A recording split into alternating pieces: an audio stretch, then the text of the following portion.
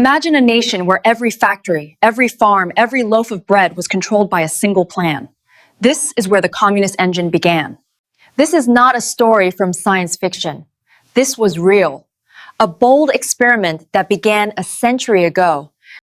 To understand this engine, we must go back to where it all began. After years of war and revolution, the Soviet economy was in ruins. Factories stood silent, farms were abandoned, and hunger spread across the land. It was in this chaos that a radical idea took shape. To rebuild the economy, the Soviet leadership created a new institution, Gosplan, the State Planning Committee. Their mission was breathtaking: to control production, prices, and distribution across an entire nation. From a single office in Moscow, this was the beating heart of the communist engine.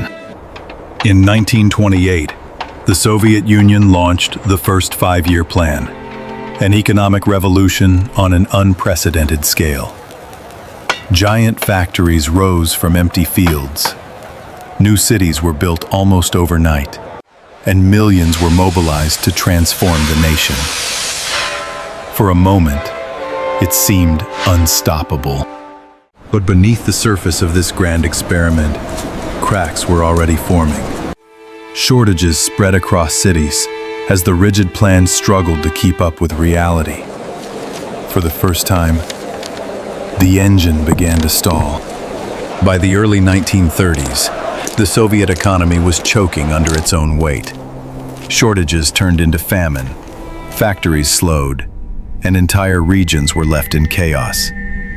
The grand experiment had revealed its darkest side. In the years that followed, the Soviet Union struggled to recover from the chaos.